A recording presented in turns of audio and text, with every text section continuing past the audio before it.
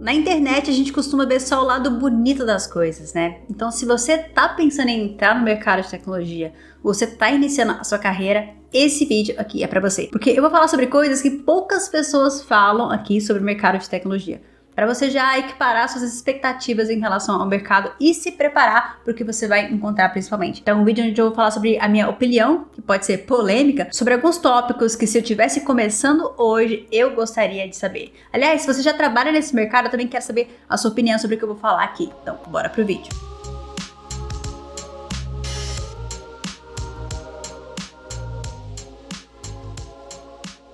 Olá pessoal, bora pro vídeo, eu sou Carol Tequita, você tá no meu canal, a Tequita Dev, que é um canal de tecnologia onde eu falo sobre mercado de tecnologia, programação e tudo mais. Se você já é raiz aqui do canal, tenho certeza que já deixou o seu like e o seu comentário, que é muito importante, para dar aquela engajada. Essa é uma forma muito simples, que não te custa nada, de você dizer pro YouTube que meu conteúdo é relevante e você vai estar ajudando demais, então eu já agradeço muito mesmo. A ideia desse vídeo aqui é falar a verdade sobre o mercado de tecnologia, porque a gente sabe que tem muita informação na internet, mas nem todo mundo aborda as duas faces, o lado A e o lado B. Aqui eu vou falar sobre o lado B, sobre a minha opinião, sobre alguns pontos aqui que eu acho importantes a gente destacar quando a gente fala em pensar em entrar nesse mercado principalmente. Então bora lá, acho que o primeiro ponto que eu queria falar aqui é sobre a verdade por trás da hype. A gente sabe que a gente teve aquele boom durante a pandemia, de muitas pessoas entrando na área, uma demanda muito grande por profissionais especializados ali em tecnologia, né? Só que a gente viu muitas promessas assim absurdas de você conseguir ganhar salários absurdos em tempo recorde, tipo 6 meses, né? O famoso 10k em 6 meses, né? Virou até meme aqui na comunidade. Mas uma coisa que a gente precisa dizer é que a demanda, ela existe sim, mas outra coisa que também existe é a barreira de entrada. Então, isso é real. A barreira de entrada para iniciantes, ela é real. Então, existe sim uma demanda por profissionais capacitados nesse mercado, mas também existe uma barreira grande para quem está começando. E essa barreira, ela acaba ficando cada vez mais exigente. Foi isso que eu falei no vídeo sobre projeções para o futuro do mercado de tecnologia. Cada vez mais, quando a gente vê essa evolução das inteligências artificiais, quando a habilidade em si de escrever código não se torna uma habilidade assim super especial, você precisa se preencher com outras coisas que o mercado exige. E aí eu tô falando principalmente da base, dos fundamentos, que vai ser fundamental, que vai ser a diferença entre você ser um proxy que simplesmente copia e cola o código e alguém que entende o código e pode fazer essa triagem ali do que é gerado por essas inteligências. Eu não tô falando de um futuro distante, isso já tá acontecendo, tá? Então, assim, hoje, né, muitas pessoas utilizando o Cursor, Copilot, né, isso já é padrão ali do desenvolvimento. Tem empresas que até pedem isso como pré-requisito de vaga. Então, saber fazer essa triagem, saber muito além de escrever um código, fazer um CRUD ali, vai ser essencial. Então, a barreira de entrada, ela está com certeza aumentando. E eu não tô falando isso pra te desanimar, não, tá? Mas pra te preparar para que você que tá entrando agora, estude bastante, principalmente a base, os fundamentos. E, cara, pratica demais, faça muitos projetos práticos, porque esses projetos vão ser fundamentais. Outra coisa que pouca gente fala é sobre a pressão de se trabalhar nesse mercado tech. A tecnologia, ela tá em constante evolução. E é um mercado que anda muito rápido, né? A evolução, ela anda muito rápido nesse mercado. Então, você que tá trabalhando ali, desenvolvendo uma solução, você também tem que estar nesse ritmo acelerado de entregas e produtos e tudo mais. Você tem essa pressão de sempre estar atualizado, essa pressão de sempre estar produzindo mais, utilizando as ferramentas do momento. Então, isso é algo real para quem trabalha com tecnologia. E sabe o que é muito louco? Muitas das vezes, essa pressão, ela não é nem externa, ela é interna. A gente se cobra por estar atualizado, porque a gente vê ali pessoas ali postando que estão fazendo projetos incríveis, que estão evoluindo. A gente se cobra por estar ali sempre aprendendo coisas novas e às vezes a gente não consegue fazer essa triagem ali do que realmente é pertinente ou não. E isso pode ser tóxico. Então, essa pressão do mercado em si por trabalhar com inovação, ela existe. E aí já vou ligar o ponto pro burnout, né? Que o burnout é algo que acontece com mais frequência do que você imagina nesse mercado. Inclusive, na última pesquisa do Código Fonte TV de 2024, deu pra ver que a maioria dos programadores que responderam sofrem de algum transtorno de ansiedade, depressão e tudo mais. Então, é algo muito sério nesse mercado. Pensa comigo, você tá o tempo inteiro lidando com problemas, com essa pressão ali. Se você não tiver um cuidado com a saúde mental, principalmente, você pode ter um burnout. Eu já tive burnout 2 vezes na minha carreira. E eu falei sobre esses episódios também aqui no meu canal. Acho que tem 2 vídeos sobre isso aqui. Foram momentos diferentes da minha carreira e foram tipos de burnout diferentes. Mas me ensinaram muito nesse sentido. Então, é importante você saber equilibrar os pratinhos e não querer fazer mais do que você pode, né? Até no sentido dessa cobrança interna, né? Que é uma coisa até interessante. muitas vezes o que te leva ao burnout não é nem essa cobrança externa da empresa ou do time que você tá, mas é você querendo ser o melhor o tempo inteiro, você se comparando, você se puxando ali, você querendo fazer 1 milhão de coisas ao mesmo tempo, que foi o que aconteceu comigo. Então é preciso frear um pouquinho e ter um espaço para você viver além do trabalho. O trabalho é só uma parte da sua vida, ele não deve ser a sua vida inteira. Então desligar essa chavinha para quem trabalha com tecnologia é muito importante, porque é muito comum a gente que gosta de tecnologia ter hobbies que envolvem tecnologia, né? Eu, por exemplo, quando eu comecei o meu estúdio de desenvolvimento de jogos, era como se fosse um hobby, era como se fosse um side project ali, que eu fazia os joguinhos e tudo mais, e se tornou um trabalho, né? Pra você ver que, às vezes, um projeto pessoal, um negócio que era pra você se divertir, se torna um trabalho. Então, eu aconselho você a fazer coisas que estejam totalmente desconectadas com a tecnologia no seu tempo livre, pra você também poder desconectar a sua mente nesse sentido. Vai por mim, nem todo mundo fala sobre isso aqui no YouTube, porque pode parecer um papo chato, de autoconhecimento, de saúde mental e tudo mais, mas é importante, é muito importante. E eu acho que sempre que eu trago esses assuntos aqui, a galera fala, nossa, Carol, isso é muito importante, eu tô passando por isso. E eu me sinto muito motivada em continuar falando isso, sabe? Para as pessoas também não se sentirem sozinhas, porque isso acontece com todo mundo. Outra verdade importante que muitas pessoas não aceitam é que as soft skills, elas são tão relevantes quanto as hard skills. Aliás, um ponto importante aqui, à medida que eu for falando essas verdades, eu quero saber se você concorda comigo, no final você me fala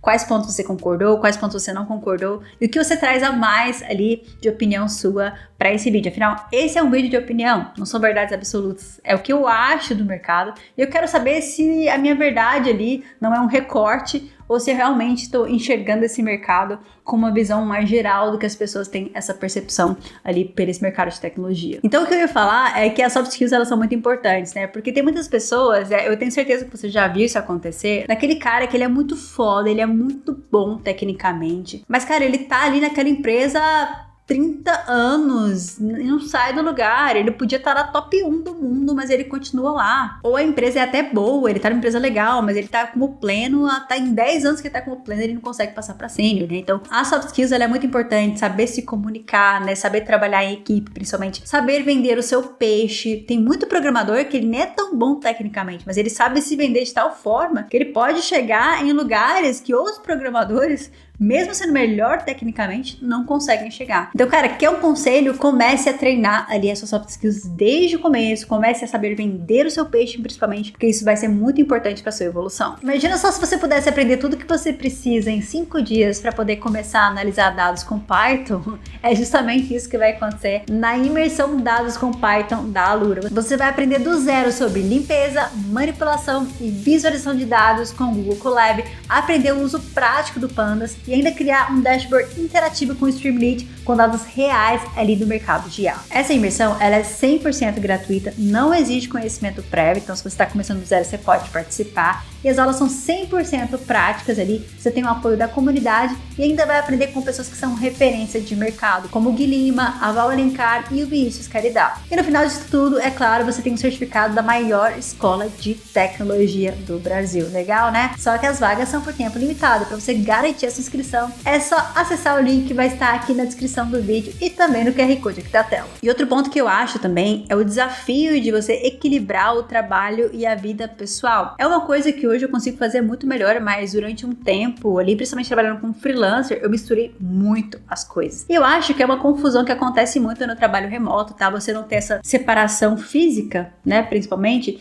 muitas pessoas não conseguem desligar a chavinha. Para pra pensar, a gente como programador, a gente tá resolvendo problemas o tempo inteiro, o dia inteiro, né? E é muito comum você levar esses problemas para casa, né? Aquele meme de programador que acorda pensando no bug e acha a solução no sonho. Isso é real, já aconteceu comigo várias vezes. Já aconteceu eu estar no fim de semana ali, saindo com amigos e eu começo a pensar no problema que eu tenho que resolver segunda-feira. Cara, quem nunca? Comenta aqui se isso nunca aconteceu com você, mas eu tenho certeza que isso é muito comum, porque é a questão do problema. O problema é algo que te prende, né? Você querer resolver, essa ansiedade por querer chegar ali na solução. É até aquela questão da pressão que eu falei anteriormente, mas desconectar, né? Ter esse equilíbrio entre trabalho e vida pessoal é um desafio para quem trabalha com tecnologia. Virar a chavinha e pensar assim, cara, eu não preciso resolver tudo na mesma hora. E não importa, pode ser que eu não ache a solução hoje, mas eu tenho que ter calma que amanhã eu vou tentar de novo. Aos poucos eu vou evoluindo e eu vou chegar em uma solução. ter essa paciência, essa calma de entender que é um processo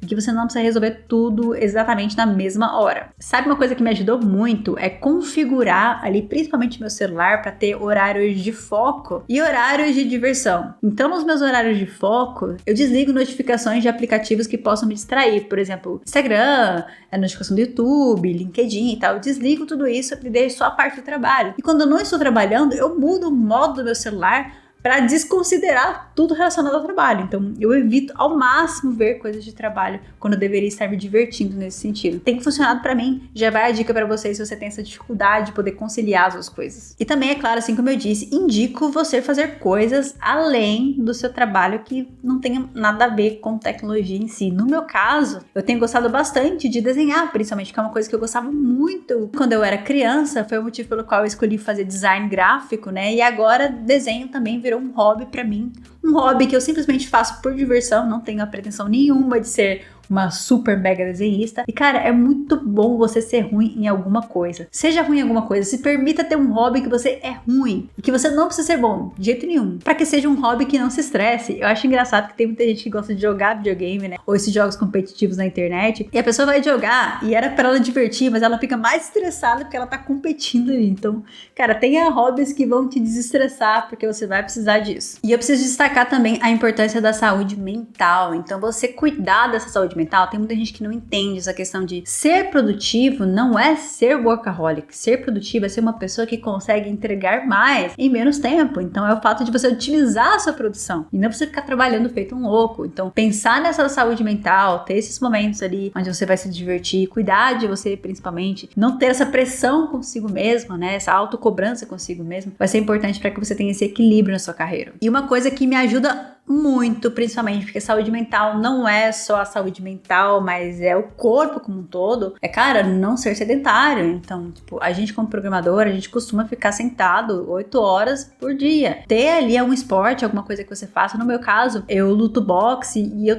eu gosto de pedalar, né, nos fins de semana. E é muito relaxante. Um dos melhores momentos, assim, é você pegar a bike e você simplesmente tá sentindo aquele vento na cara. É muito bom isso. Então, tem esse tipo de atividade que te tira desse contexto, sabe? E ter essa atividade física mesmo melhora, regular hormônio, regular tudo. Enfim, não vou aqui dar uma palestrinha sobre saúde física, mas é importante, né? É importante de fato. Vai te tornar uma pessoa mais equilibrada e vai te ajudar ali a equilibrar esses pratinhos quando você estiver trabalhando. E uma coisa que você precisa ter cuidado é para não entrar na pilha da cultura do always on, né? Que é essa cultura de estar sempre atualizado, estar sempre aprendendo, na hype, não sei o que lá, que é uma cultura muito prejudicial, sabe? E deixa as pessoas com esse sentimento de FOMO, de ansiedade muito grande. Então, cara, não é porque saiu uma tecnologia, um framework novo, que isso vai acabar com o que você trabalha hoje, não é assim que acontece. Eu vejo pessoas muito desesperadas aqui, especialmente todo vídeo que eu faço de IA aqui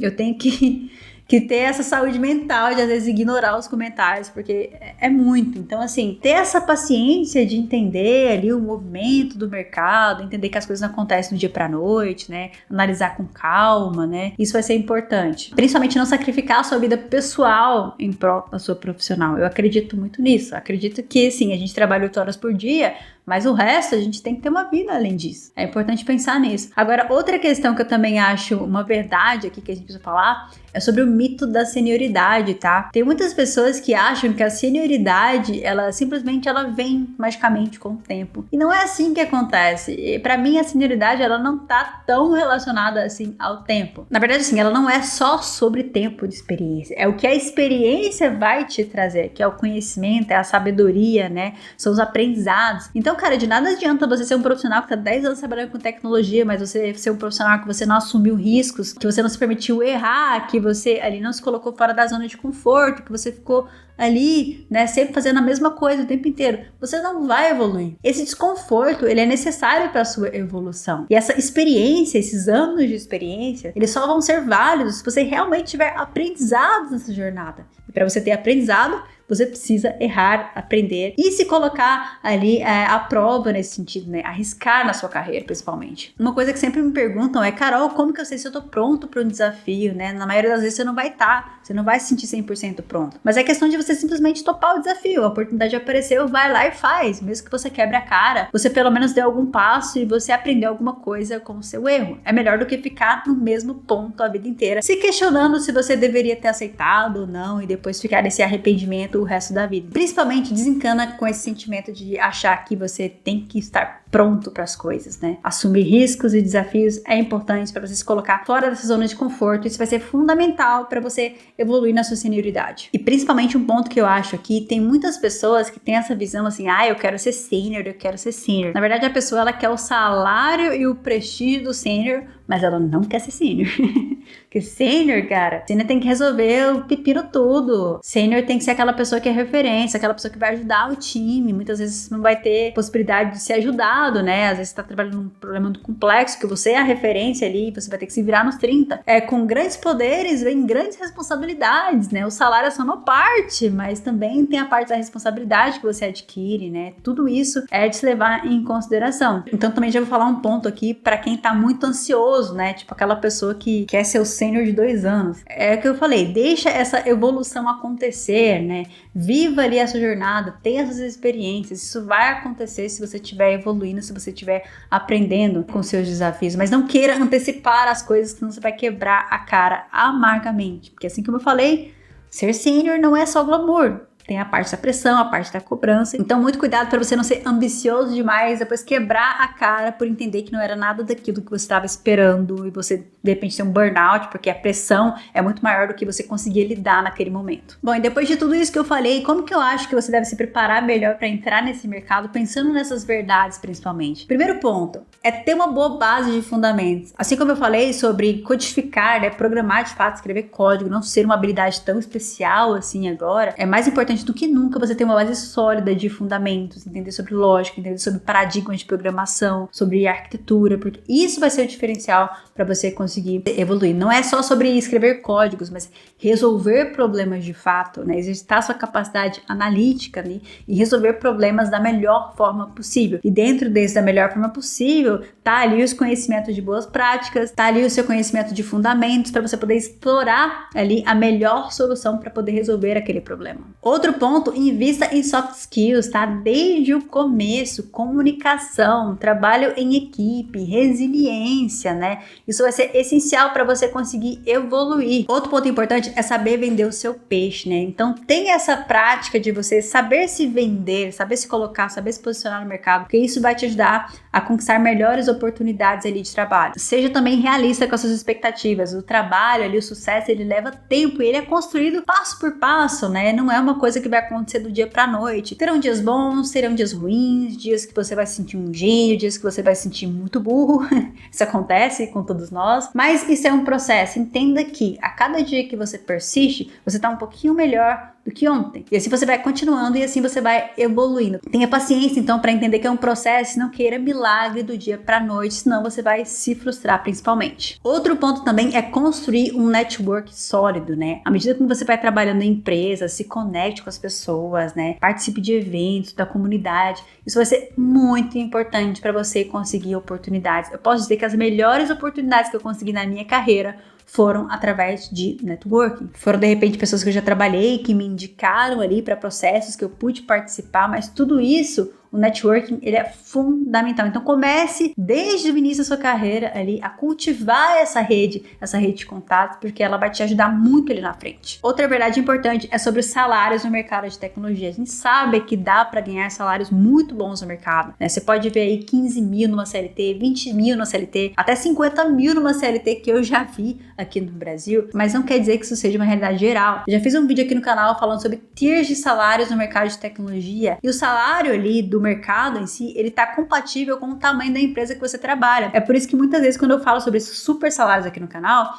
Tem pessoas que falam assim, mas isso não existe, nunca vi um salário desse no mercado. Sim, eles existem. Posso atestar para você que eles existem. Só que assim, são salários específicos para tiers de empresas específicas. Então a gente tem empresas locais, que são empresas pequenas que competem localmente. Elas vão oferecer um tipo de salário ali, por exemplo. Cara, tem gente que fala assim, nossa, Carol, mas eu nunca vi um salário maior do que 5 mil numa CLT. Pode ser ali que as pessoas que você conhece, onde você trabalha, estejam trabalhando em empresas locais, que competem localmente, principalmente, ou empresas terceirizadas ali, de fato, né? Tem ali as empresas que competem nacionalmente, né, que são empresas maiores, onde você vai ter salários mais atrativos, e tem empresas que competem globalmente, as Big Techs, onde você tem salários ainda maiores. Então depende muito do porte da empresa para você chegar nesses salários, ultra salários que a gente vê por aí. Então é preciso ter um pé no chão e entender que tem essa disparidade de salário, que não é uma realidade, assim, tipo, meu Deus, o mercado inteiro tem super salários. Não é assim que existem. Existe sim salários ruins no mercado de tecnologias. Você pode encontrar facilmente júnior ali, vaga de júnior pagando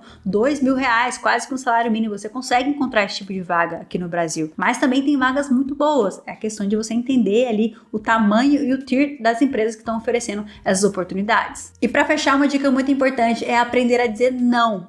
Nem toda oportunidade é uma boa oportunidade. Agora eu quero saber de você, o que você achou dessas verdades? Deixa aqui no seu comentário se você concorda ou não concorda comigo. Seu comentário é muito importante pra mim, assim como é de costume. Vou responder o comentário que deixaram em outro vídeo do canal, do Rafael Cardoso. Ouvi falar de ONGs que sempre tem vaga pra voluntariar. Alguém sabe os nomes? Olha, eu sei um site muito legal que chama Free Helper. Lá você vai encontrar essas oportunidades para você trabalhar como voluntário nessas ONGs e conseguir a experiência de mercado, tendo um impacto social muito grande. Então, já vai a dica desse site, porque lá você encontra essas oportunidades. Muito obrigada pelo seu comentário, eu vou ficando por aqui, mas antes de eu me despedir, eu vou indicar outros dois conteúdos para vocês maratonarem aqui o Atectaflix. Um desses conteúdos vai ser um vídeo que eu falo sobre por que eu desisti de ser Tech Lead. Lá eu também falo a true sobre esse cargo, porque muita gente tem dúvidas sobre ser Tech Lead ou não. Esse vídeo vai te ajudar. E o outro conteúdo vai ser uma recomendação do YouTube. A gente se vê no próximo vídeo.